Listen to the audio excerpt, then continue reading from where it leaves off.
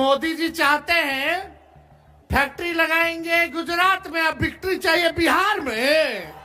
Factory लगाएंगे गुजरात में और विक्ट्री चाहिए बिहार में। ये भाजपा के लोग, इन लोगों का दिमाग घुटने में है।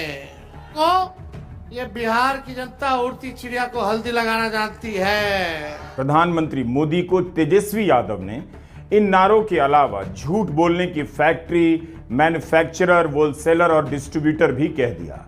इन नारों के साथ तेजस्वी यादव ने पटना की रैली में बिहार के चुनाव का पूरी तरह ध्यान रखा और साफ साफ कहा कि जेल के डर से वे पीछे नहीं हटने वाले हैं। ये दो भाजपाई लोग इलेक्शन कमीशन के साथ मिलकर के चाहते हैं इस लोकतंत्र की जननी से लोकतंत्र को ही खत्म कर दिया जाए। क्या लोकतंत्र को खत्म होने देना है? क्या संविधान को खत्म होने देना है? ये लोग चाहता है कि बिहारी लोग को ठग ले।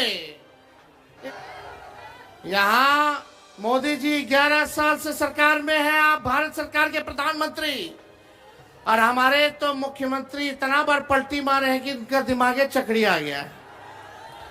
अब वो अचेत अवस्था में चले गए हैं।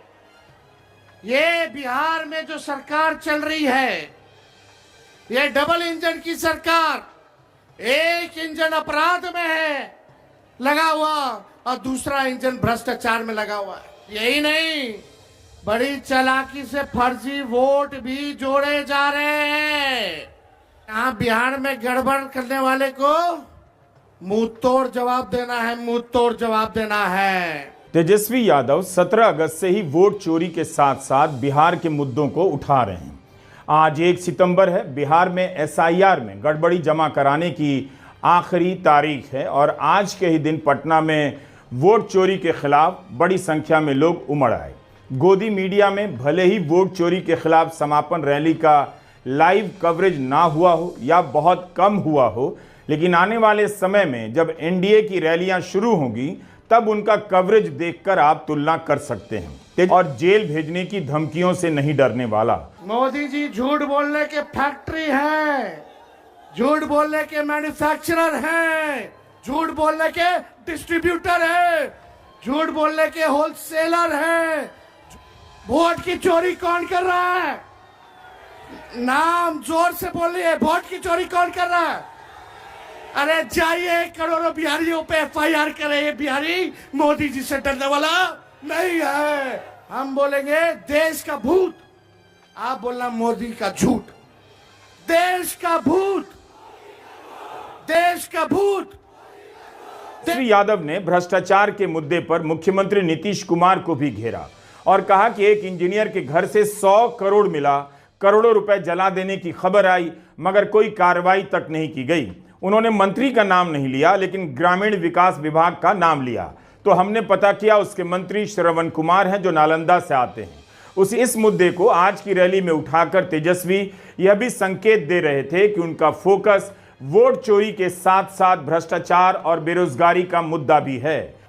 बेईमान भ्रष्टाचार वाली सरकार, अपराध बढ़ गया बिहार में। इस सरकार को हम लोगों को आने वाले चुनाव में उखाड़ करके फेंकने का काम करना है।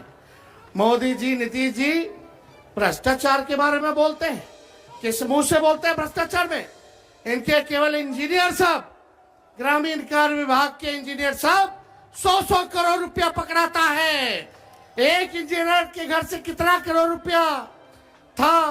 कम करोड़ रुपया तो जला दिया और इनके 100-100 करोड़ रुपया इंजीनियर के घर मिल रहा है। किसी पे कार्रवाई नहीं। बताओ, उस इंजीनियर पे अब तक वारंट नहीं जारी किया, पैसे को जला दिया जा रहा है। ये मुख्यमंत्री जी और आप दिन रात उसी मंत्री के यहाँ सुबह पहुंचते हैं, शाम में पहुंचते हैं। ये खेला भ्रष्टाचार का बिहार की जनता पहचान गई है। नीतीश कुमार जी नैतिक भ्रष्टाचार के भीष्म पितामह बन गए हैं। काहे? क्योंकि मंत्री जी के यहाँ नीतीश जी सुबह शाम जाते हैं। तेजस्वी यादव ने कहा कि बिहार के हर अधिकारी पर नजर है, उनके खिलाफ कार्रवाई होगी उनका भाषण छोटा रहा, लेकिन वे एक साथ नीतीश कुमार से लेकर प्रधानमंत्री मोदी पर निशाना साधते चले गए। मोदी जी हम लोगों पे मुकदमा कराते, तेजस्वी पे मुकदमा कराया एफआईआर का। हम लोग डरे वाला हैं, लड़ने वाले। राष्ट्रीय जनता दल ऐसी पार्टी है, चाहे हमारे नेता के खिलाफ कितना भी झुकाया गया हो, करने का प्रयास किया गया हो, तंग करने का प्रयास किया हो, मुकदमे जेल भेजने का प्रयास किया गया हो, ईडी सीबीआई इनकम टैक्स लगाया गया हो, लेकिन आज तक लालू जी झुके नहीं और तेजस्वी भी झुकने का नाम नहीं लेगा। लालू जी का खून तेजस्वी के अंदर है। हम लोग लड़ेंगे और जीतने का काम करेंगे। तो जनगणना करते हैं। गठबंधन के नेताओं ने अपने कार्यकर्ताओं का शक्ति परीक्षण तो कर ही लिया होगा कि सब मिलकर किस हद तक और किस दूरी तक लड़ सकते हैं, चल सकते हैं। उस हिसाब से देखें तो यह शक्ति परीक्षण एक हद तक सफल रहा है। राजद और कांग्रेस की बात ज्यादा हो गई, लेकिन इस पूरी यात्रा में माले के नेता कार्यकर्ता भी मजबूती से डटे रहे और उनके समर्थक वर्ग ने भी बढ़ चढ़कर हिस्सा लिया। आप देख लीजिए, अभी हम लोगों ने कहा कि बिहार में महिलाओं को झारखंड के तर्ज पर 2500 रुपए प्रति परिवार के महिलाओं को, जरूरतमंद महिलाओं को दिया जाएगा। तब नीतीश जी ने कहा कि महिलाओं को रोजगार देने के नाम पर हम 10,000 रुपए आपके खाते में डाल देंगे। वादा तो था कि 2 लाख देंगे, 2 लाख रुपए देंगे बिहार के 94.5 लाख महागरीब परिवारों को। एक पैसा तो आपने नहीं दिया।